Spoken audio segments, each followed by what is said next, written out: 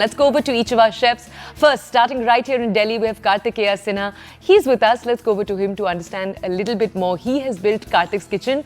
Kartik, it's so lovely to have you here.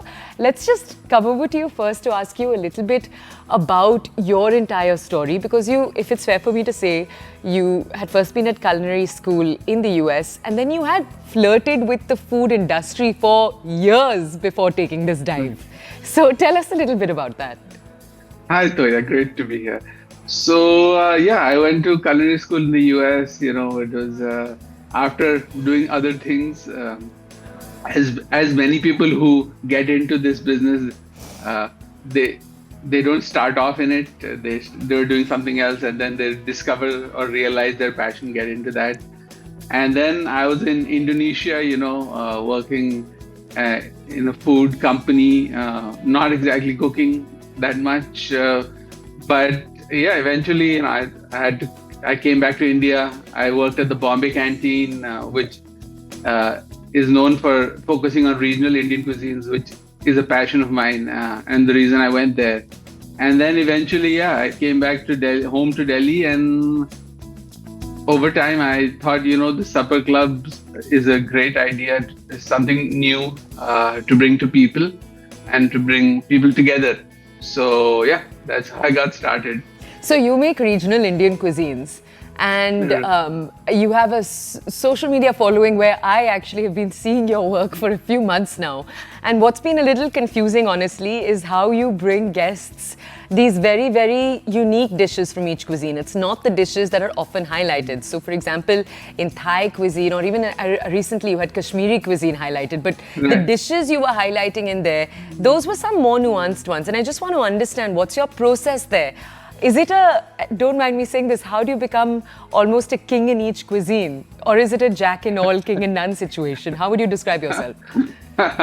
Well, I mean, I don't like to praise myself too much. I don't feel very comfortable with that. But it's all about, I guess, practice and, trying out multiple times. That's how you make anything, do anything well, really. You have to keep at it.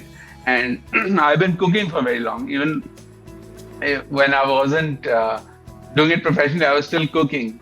So, and then as you hone techniques, then eventually you get to a point where you can kind of, I wouldn't say cook every cuisine and be a master at it right away, but you can figure it out along the way. And as for these, nuanced takes, what I would say is that these, your standard dishes you can get anywhere. Why would I just make what everybody else is doing that anybody can get? You should bring something different, something new to the table, and that's why I do it. Okay, I have to ask you, tell our audience about a time where things have gone wrong, because so much of putting together supper clubs is the organizational aspect of it all, right? You have a dinner coming forward, you have to order very specific ingredients, and then you have to prepare food so that it's all ready at one time, but the preparation for each dish can be very different, which also means then that there's a lot of space for, no offense, but damage happening, disaster happening last minute. What are situations that have happened to you, and how have you sort of come back from them? Sure, once what happened was, so I was making a kheer, a firni, and it was supposed to be with suji, and which is semolina, right? By mistake, I added dalia. So, the texture, everything is very different. So, then you had to, by the time I realized, it was too late, right? So I just had to roll with it. And then, the taste was fine. It was just very different from what it should have been. And I was just honest with my guests that, I screwed up. Okay. It's tasty. If you don't like it, it's okay. But please do try. And thankfully, they're very kind and they did like it. So it worked out, thankfully. Okay, so lastly, what we're going to have joining us here in a few minutes is different people with different experiences. And in your case, you have worked extensively in the industry too. You've worked at establishments like Bombay Canteen, which are so beloved in the food space across the country. Now, as someone who brings experience, because part of what we want to do in today's show is give people experience, ideas about starting their own space. How much did all of that experience inform how you did this? Well, I would say in terms of cooking, yes, but in terms of organizing and hosting the supper clubs, I would say your industry, if you work in the industry, is not as relevant as such. There may be some things depending on what part of the restaurant or hotel you're in, you might be able to learn some things, pick up something that you can use. But if you just starting out, I know people who with no background in the industry who do very well in this. So that's not really an impediment as such. Okay, very good advice from you. Thank you. We're going to ask you to stay with us because we're going to come back to all of our chefs together sitting in one panel. We'll have all of you give us answers. Let's go over right now very quickly to Aditya. Aditya joins us right now from Mala Kitchen, and we'll go over to him to understand a little bit more. Aditya, you're joining us from Bangalore. I just want to tell our audiences, Kartikeya earlier joining us from Delhi. Now we're coming down to Bangalore to understand your story. So you've got a very interesting story, which frankly, Aditya, any Indian parent who hears your story that you were at Stanford, then you were at McKinsey, you were at a bunch of other very, frankly, prestigious sounding institutions in India, and then you decided, nah, this is not what I want to do. I want to do something very different, inspired by love, if I may say. Tell us your story. Tell us how you made each of those decisions. Mala Kitchen is the supper club that I run. Mala is composed of two Chinese words. Ma means numbing. It's because of the use of Sichuan peppercorn, a very important ingredient in Sichuan cuisine that gives a numbing, buzzing sensation on your tongue. And La is spicy because of chili in various forms. And this is a flavor profile in Sichuan cuisine. Right. My wife, Dongli, she comes from Chengdu, which is the capital of the Sichuan province in China. And for 3.5 years through COVID, she wasn't able to go back because of all the travel restrictions. There was a big absence of Sichuan food over here. Even though you find dishes like mapo tofu and kung pao chicken, which are traditionally Sichuan dishes. And you also have the Indo-Chinese variety of, Szechuan sauce, Szechuan chutney, triple Szechuan fried rice, and these things. But to my wife, this is completely foreign. In Bangalore, you had some good options for Korean and Japanese food, authentic, non-Indianized, which a lot of the Korean and Japanese expats used to like going to. But for Chinese food, we couldn't say the same thing. We couldn't find authentic Chinese food or authentic Sichuan food. And, so I developed a passion for cooking Sichuan cuisine, and also for learning more about Sichuan and Chinese culture because of my wife. And I come from a corporate background, so I did my undergrad in computer science from Stanford. I worked with McKinsey doing management consulting, Sequoia Capital doing venture capital, and then I was with Amazon helping them launch new initiatives in healthcare. But somewhere that corporate routine wasn't giving me a lot of meaning and satisfaction. I wanted to do something in a space that I'm more passionate about, which had to do with food and culture. And so I decided to sort of make that transition, and I started by launching supper clubs, because instead of launching a restaurant, which is a really complex process. It involves a lot of capital, a lot of regulations, a lot of operational complexity because of the manpower and stuff involved. A supper club was really easy. All I had to do was, invite two people home, put together a menu, and try to sort of, execute it well. And through that process, I learned a lot. So in the beginning, in the early days, I would invite experts, restaurateurs or chefs from places I would like going to. Because in my corporate career, I learned that, as a generalist, when you're dropped into a new field to build expertise in that field, the best way to do it is to talk to experts, ask them the right questions, and sort of learn through that, right? So same way, I was new into the food space. I had a passion for cooking and for sort of recreating these authentic Sichuan dishes. And so I would invite these experts home. I would cook for them in the early days, and then slowly would start charging people for it. And pretty much from the beginning, we had a lot of people showing interest in this concept, in our food, and in wanting to come and experience it. So within 3-4 months of starting, we got picked up by Condé Nast. They sort of discovered us. They wanted to come and experience this, and they paid full price to do that. A lot of restaurants, they dream about getting featured in Condé Nast. They often spend a lot of money to get featured in Condé Nast, versus this little thing that I started out of my passion. Within a few months had already gotten featured, which I felt was a huge vote of confidence and sort of gave me, the confidence to make that transition from the corporate space into sort of pursuing this full time and just seeing where it goes. So that's Aditya, kind of how it started. walk us also through one thing that's a very fundamental part of what you put together, which is honoring the culture, right? You've built in all of these other experiences. You talk about the history, there's music playing in the background that's carefully chosen. Can you walk us through how you thought through that? How you thought about walking the line there? Just tell us more. Yeah, so like I said, for me I was really interested in the food, but I'd also discovered, through my own travels there and research so much about the music, about the art, about the literature, and all of these fantastic stories that are actually really similar to kind of stuff that we've grown up listening to or hearing about in India, right? And I felt like sharing some of these stories is a really good way to make this a more holistic sort of experience. In India right now, this style of dining, a supper club style of dining, didn't really exist for the longest time. It's relatively new and it's gaining a lot of popularity. Most tasting menus when you go to a restaurant, it'll be centered around the cuisine specifically. So the chef may come out, he may introduce dishes, he may talk to you about the stories and the flavors behind those dishes. What we try to do at Mala Kitchen, we combine that tasting menu that's focused on authentic Sichuan cuisine and the stories and flavor profiles behind these dishes, but we combine that with cultural storytelling. That includes a tea ceremony, it includes traditional art and artifacts. You can see some of them behind me, like the lacquerware and stuff. And it also includes literature. So, we have a lot of things and stories that we talk about that culturally people learn a lot about that they weren't aware of earlier. Gives them a much better understanding of the place. And then when it comes to a community angle as well, we introduce that community aspect by making guests sit together on a sort of long 12-seater dining table and share conversations with each other, talk about the food, talk about the stories that they've heard. And so, people who arrive as strangers, they end up leaving as friends. And this is a truly unique experience that people today are seeking out much more than they did 3 years ago when we started, right? We also have a lot of repeat guests today, which is sort of evidence that this is not just a one-off phenomenon. Of novelty experience, but it's something that is here to stay and that people will keep sort of coming back to. Okay, Aditya, we're going to ask you to stay with us. Let's go over right now to the last chef we have joining us. Stay with us. We'll come back to you. Shruti Chadha joins us. And Shruti is joining us from Zavi. It's a Korean kitchen that she built.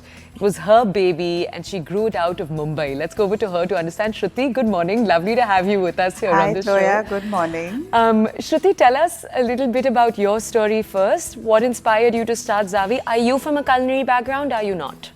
Yes, I am. I have done my hotel management from Manipal, Welcome Group of Hotel Management, and always been into cooking since I was a child.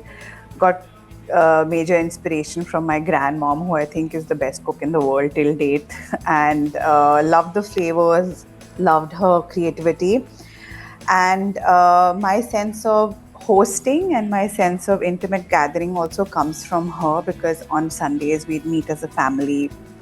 And, she'd cook us this large meal and then, we'd hang out and then go our own way. So, I've done my hotel management. I worked in a couple of hotels and I worked in some kitchens, and then I realized this is not for me. And that's how I started my supper clubs. Okay, so then tell us a little bit about the Korean aspect of these supper clubs. So what I mean is the cuisine that you have decided to focus on. Why Korean? What's the story there? And also tell us, when you're creating these recipes, you're striving for authenticity, but that ingredient hurdle, procuring ingredients, procuring the right quality of ingredients, I'm sure a lot of this isn't available fresh here. How do you get over that bump? So, the beauty, I'm going to answer your the latter question, because the beauty about it is that Korean food is also about fresh ingredients, right?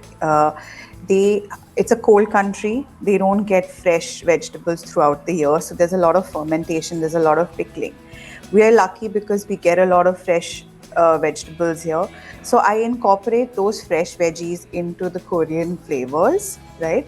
And in terms of the main Korean ingredients, which is the essence of the cuisine, you get them readily now. It's growing and exponentially. Like when I started 5 years ago, I could only get it from two particular like vendors. Now I have vendors across the country. So if I don't get it from one vendor, I'm like, okay, fine, I'll call this vendor. So thankfully, because of the window to Korea, it is exponentially grown, right?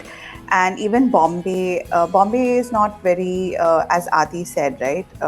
Bangalore is big on Korean food, and so is Chennai and Hyderabad, like those states, because there's a lot of Korean population there.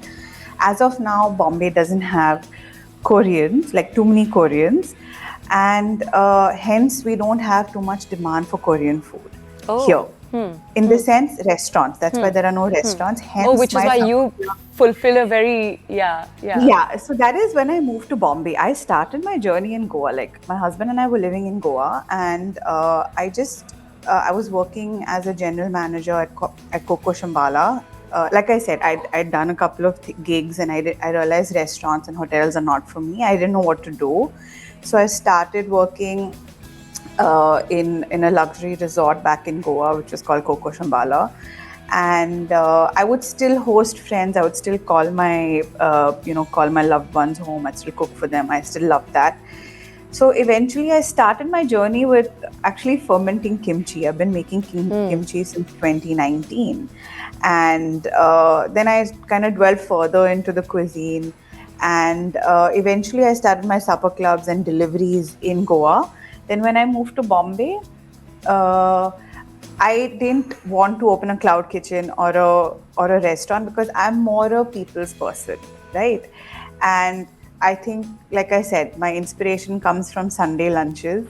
So this hosting people at home, just telling them the story about the food, where it comes from, why you're eating this, when did they eat it? Because there are 4 distinct seasons in Korea, right? So each season has a particular kind of food. So you'll have cold noodles in summer, you'll have kalguksu in winters. So there's so many aspects to it, which is what I think now people are also looking forward to. They like storytelling because people are so well traveled now, right? They want to know about the food. They want to know about where it's coming from or why you've made this. Right. I think that's what kind of adds to the various nuances of a supper club. Okay, so what I want to do now, Shruti, I want you to stay on. Aditya, Kartikeya, we'll ask them all to come back. And let's come over to all of them with a single question. I want to ask you, and it's the same question for all 3 of you. I want to understand if someone watching the show today is a keen chef of their own, may or may not have experience, because we have a very mixed group over here. Some bring culinary experience, some don't. What would you say are the questions they need to ask themselves before they go ahead and start their own supper club, or before they decide if they are the right candidate to host a supper club? Kartikeya, coming to you first. I think the biggest thing would be like how willing are you to put in some effort into this, because it's not an easy thing to do, both mentally and physically. It takes a lot of effort to cook, and also, you'll be inviting strangers to come to your house. So you have to think about those things before you then maybe take the next steps. I would say that's the initial. You should think about all these aspects of what goes into hosting a supper club. Okay, Aditya, I'm sure you'd agree, but what else would you add to that? No, I totally agree with Kartikeya. I think a lot of people maybe underestimate the effort that's involved, or they sort of overestimate the glamour of it and don't see sort of how many hours of prep go into it and how stressful it is to sort of procure things, and also the pressure of making sure nothing goes wrong and the service is super smooth. My advice for them though is to first ask themselves, like, why are they starting it, right? Like, you have to have a really good reason for why you're starting it. A lot of people just think, oh, it's a trendy thing to do, so why not? I'll even hire some cook or some guy to cook something, and I'll just organize it that way. But you have to have really real deep sort of passion, will, and commitment to make it happen. And you also have to sort of show consistency. You have to do it at a consistent sort of frequency, and keep trying to increase that as well, to make it something that people feel like is accessible and is worth trying out, and so that word of mouth also goes around, because you need to hit a sort of critical mass of number of people that you feed and who are sort of aware of you, who can help then spread that sort of word of mouth for you, right? Also, I would tell them, you should look at what are the need gaps that exist, like if certain cuisines are underrepresented or not available in your city. Like Shruti said, there was no Korean restaurants, not many at least in Bombay, compared to a place like Bangalore, and it served as a good niche to sort of fill, right? Like a supper club for benne dosa in Bangalore won't necessarily work because you have so many options for that everywhere. And like other advice is, maybe use social media, use Instagram, use WhatsApp, take photos, post it over there. And also think about the financial viability of it. Like you don't want to do something if you can't sustain it, right? And so it has to make financial sense as well. So yeah. So let me come over then, Shruti, to ask you a different question, because I feel like between Kartikeya and Aditya, we've covered broadly what anyone should have in their head if they're deciding to do one of these things. But Shruti, I want to ask you, when you look at the transition of the food scene in India in the last few years, from just having a few options 2 decades ago to then having multiple options in restaurants to today what we're looking at, supper clubs, how do you see the future of going out, meeting new people and eating together? I think meeting new people, supper clubs, I think we've already discussed that. I think it's a great space. I have a lot of solo eaters who come and they're like, okay, we want to meet new people. And so other than, like I said, storytelling and meeting new people, I don't think supper clubs are going anywhere. I feel like they're here to stay because people want slightly smaller gatherings. Sometimes you have a full table booked by one party, right? They're all private supper clubs. They just want to have a good time without really loud music playing or waiters coming in and saying, otherwise other people making noise. So I think if your product is good and if the quality is good, you're here to stay and people will find you. And I think it's important, like Adi said, like why you're doing it is one thing. Secondly is, I feel like if you can cook, right? A lot of people aspire to cook, but if you can cook and you've got the flavors, if you keep practicing, there's a lot of prep work, which also translates into a lot of work, right? So if you're, like I said, if the quality is good, if the product is good, people will come, and then you're just here to stay. I love that. Okay, Shruti, Aditya and Kartikeya, thank you for joining us here on the show. To our audience, Mala Kitchen in Bangalore, you've got Kartikeya's Kitchen in Delhi, and you've of course got Zavi in Mumbai. All three do visit. Thank you for joining us here on the show. Thanks a lot. Thank you for shedding a light on this. Thank you. Thank you. Thank you so much.